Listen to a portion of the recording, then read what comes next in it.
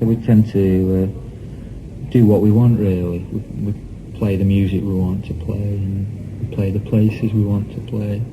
I'd hate to be on the usual record company where it's sort of, you get an album out, you do a tour, you do all the Odeons and the this, that and the others.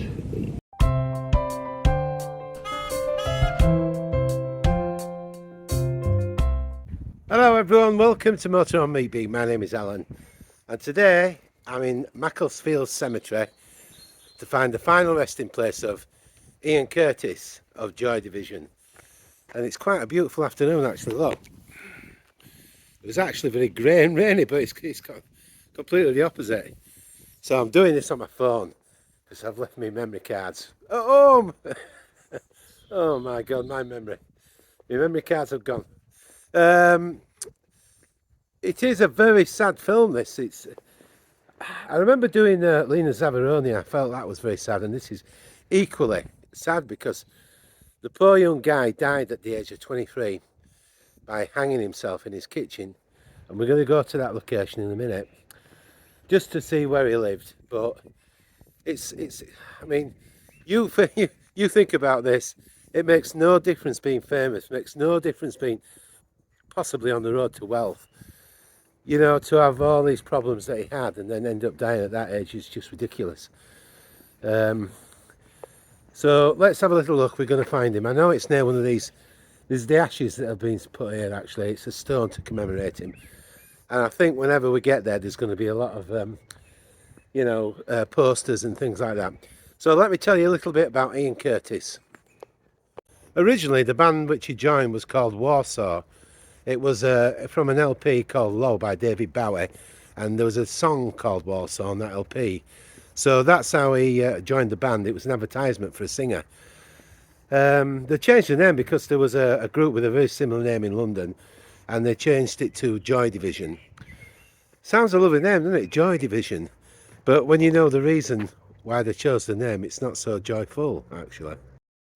The name, actually, Joy Division, came from the 1953 novel, which was called The House of Dolls.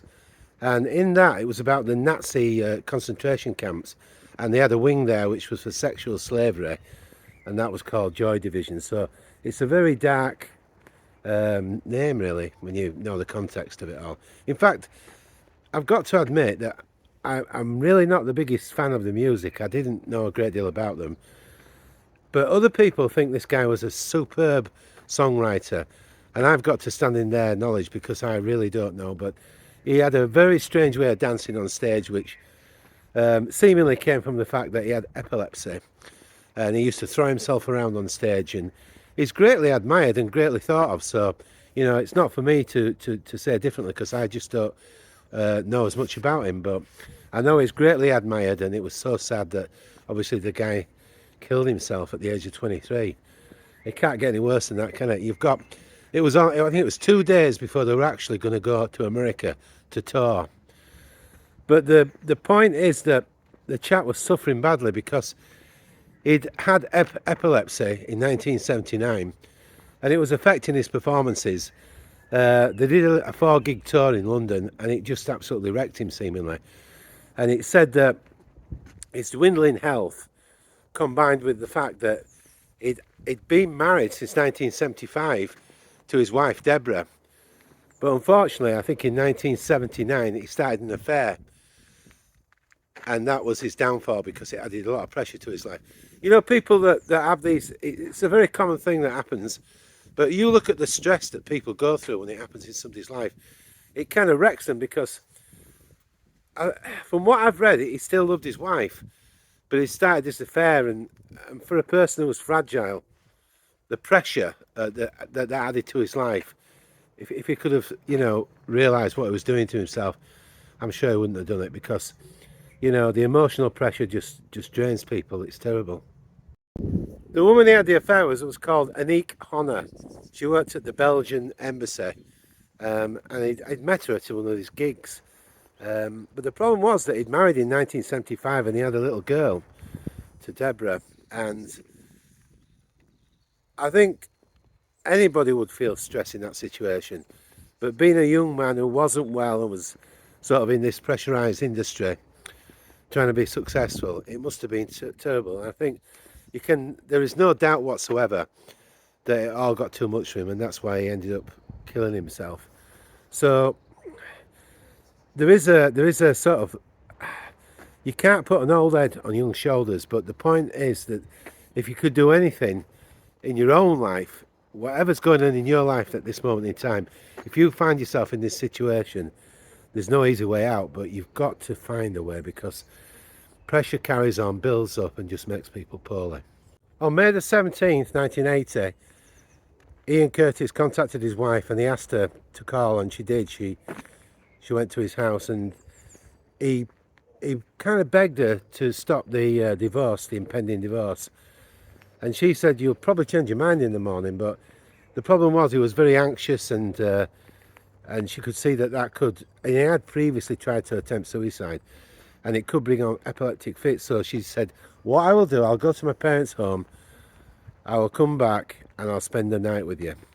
She drove there and came back, and when she got back, he'd changed his mood. Basically, he didn't seem quite as bad, and he said to her, "I want to be on my own. If you could call back tomorrow after I've left, after 10 a.m, he was going to go meet his bandmates in Manchester, that would be good for me." So she left, and she'd never see him again. He watched TV, he played an Iggy Pop LP, and then he went into the kitchen and he took down photographs of his baby girl, his wedding, his wife, and he started to write a note to her.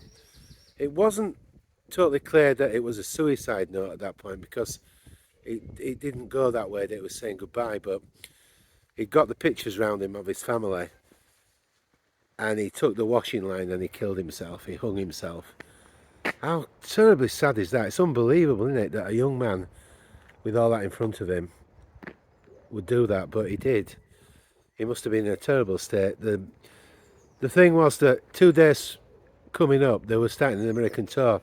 It could be almost a bit like Elvis Presley, you know, the pressure of that impending tour coming up, with all this strain that he was living with, the epileptic fits and his affair, and everything just got to him, and he just couldn't stand it, and he killed himself. How terribly sad is that?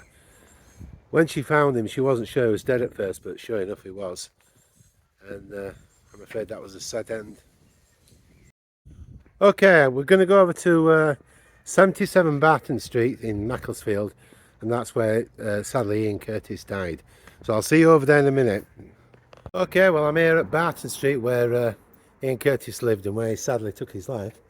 And it's very quiet, but it's very small streets. The tourist houses and everybody parks outside or swinging around. So there we are. It's this corner property there, look. It's a private house, so don't want to make too... This window coming up here, just to the left of the door with the roses, is where he killed himself by hanging, with all the photographs of his family and his wife and his kids. So that's the house there. As you can see, it's a private house now. So that's the property. Very sad. Very small little roads nowadays for all the cars that people have. And there you can see. Yeah, that's the kitchen. I know, and that is where he hung himself. Sadly. Shame his wife didn't stay that night. She would have saved him, wouldn't she? Okay, now we're going to go to where Ian Curtis worked at the Labour Exchange, just round the corner. This is the Macclesfield Employment Centre, where Ian worked as an assistant disablement resettlement officer. It's literally just around the corner from his house. So I'll spin you around, because the best thing about this is it's got a blue plaque to him. So let's spin around and I can show you it now. There you can see, that's the plaque coming up, which is nice. Quite discreetly put on the wall. Oh, very, very simple, but nice. There we go. And the totally ironic thing is that the biggest single they had, that Love Will Tear Us Apart, it did, didn't it? His final note did say that he loved his wife, and I'm sure he did. He just made a mistake, and people do, don't they, especially when they're young. But the thing was that I suppose his music, although I'm not an expert, it's very widely thought of as a fantastic songwriter. So just because I don't know his music very well, I can't comment on that. But there's one thing for certain, people write about what they know, and if the guy was stressed and depressive and not well, that's the kind of songs he would write. So it's totally understandable. Ian Curtis was born in Old Trafford, Manchester, at the Memorial Hospital. He grew up listening to The Who, Rolling Stones, and other heroes of his teenage years, including David Bowie, Jim Morrison, Janis Joplin, Iggy Pop, Lou Reed, and many others. He attended the King's School in Macclesfield, where he took his first overdose with a friend. During their customary social services hours on Wednesday, they would visit the homes of elderly pensioners and would take the drugs out of the medicine cabinets. With friend Oliver Cleaver, Ian took an accidental overdose of Largatil, which is used to treat schizophrenia. Both had their stomachs pumped and were kept from being expelled when Oliver said that he'd been trying to kill himself. Ian met his future wife Deborah in 1977 after he quit school and his family moved to New Moston, Manchester. Ian stopped experimenting with drugs and he and Deborah were married on August the 23rd, 1985. Joy Division released an EP, An Ideal for Living, in January 1977 and had 2 official albums, Unknown Pleasures in June 1979 and Closer, released posthumously in July 1980. Ian first discovered that he'd suffered from epilepsy in December 1978, while his wife was pregnant with their daughter Natalie. The pills he took to help him with epilepsy are believed by many to be the cause of Ian's intense depression from that point up until his death. On April the 7th, 1980, Ian took an overdose of phenobarbital, which he announced to his wife.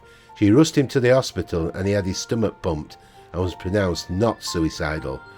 The day following his suicide attempt, he performed with Joy Division at Derby Hall, Bury. Ian had only sung 2 songs when a riot broke out. Tony Wilson was found with Ian upstairs comforting him. The last Joy Division performance was May the 2nd at Birmingham University. Ian eventually committed suicide and he went to his home to watch the film Strozek in 1977 by one of his favourite heroes, Werner Herzog. He wrote a letter to his wife Deborah and he spoke of his troubles in his life and the love he felt for her and Natalie. After this, he is believed to have taken the photographs of his daughter and wife down to look at and listen to Iggy Pop's LP The Idiot. He was discovered in the morning by his wife Deborah having committed suicide by hanging. The date of his death was May the 18th, 1980. I think I'm getting close now because you can see the chapel in the background, so I'm going to spin you around and we'll find it together.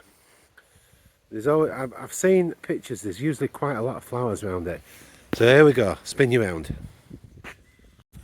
It's a beautiful afternoon. God, that tree is quite amazing, it's really knobbly, isn't it?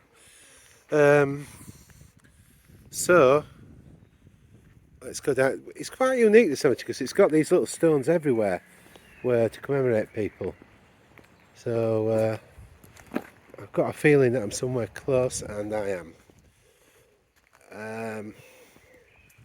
No, yes, I am. And I'd seen the background before, so I knew I was close. Yeah, wow, it's you know, all these years later, it's still, well, I mean, it's there is actually quite a few buildings with his mural on the side, so as I say, it's greatly admired, is this guy. It's actually very nice, isn't it? This is where his ashes were, obviously. Let's have a little look. Let's get down here. Oh, look at that. It's so beautiful, isn't it? Somebody's put a guitar plug there. And they've had a little plaque made for him there, look. That's nice, isn't it? You shone through your darkest days. Stone there. With some coins. Joy Division. That's a well-known picture of him with a cigarette. Oh, cigarettes and beer. Oh, it's great. It's great. It really is.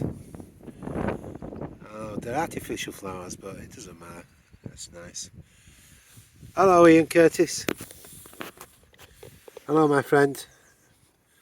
I'm sorry I never really was a big fan, but I have listened to some of the music now, and I'm sorry for what happened to you as well. I'm sure if you could have changed that outcome, you would have done. So there we are, that's the final resting place for Ian Curtis and his ashes. And many fans have been here, look. Still well remembered. Oh, we've got some fresh flowers as well there, that's great. Superb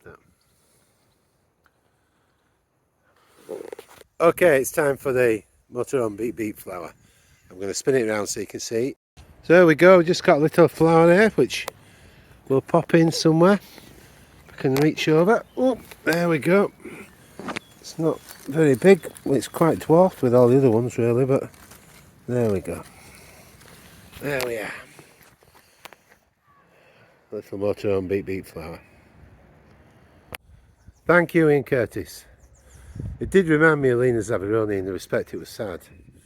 And I think I'm repeating myself with this one because I did say it, but look, human beings worry too much. There was a psychologist called Walter Staples. I read his book and he said, if you write everything down that you're worried about and put it on a piece of paper and put it in a drawer for 6 months, you go back through them, you'll find that virtually nothing happened. And if it did, it was far less than you were thinking at the moment. It's just the way we are, so keep that in mind. And also, people judge us harshly. You might do something and suddenly, they see you as a bad person, but you're not. We all have flaws, we do things wrong, but overall we do more good than bad. If you draw a line down the paper, put the good things in the day on that side, the bad things you've done in the day, you might be off one or two, but most people find that the good list far outweighs the bad list. So that's what we are. We're pretty decent people. We're trying our best, aren't we? Doing the best we can. So if somebody judges you in the moment, don't worry about it. And that's the way it is. So if, like with this case, obviously he got overwhelmed with his life. If he could have stood back and given time, we all know that time gives you judgment and it lessens. So I always do that. If I'm feeling bad, I think I'll just ride this out for a bit. And sure enough, usually you come bouncing back up. So remember that. So if you enjoyed the video today, don't forget the thumbs up, and I love the comments. You know I love the comments. And subscribe to the channel if you like the content. And take care of yourself. And if you're not feeling good, give yourself time. You'll come back. Take care. Bye from me, Alan. All the best.